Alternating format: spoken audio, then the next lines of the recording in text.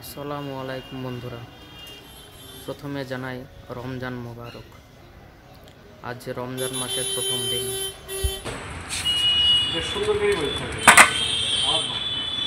Biryani parcel হচ্ছে 160টা বিরিয়ানির order আছে, তাই পার্সেল চলছে। চিকেন বিরিয়ানি,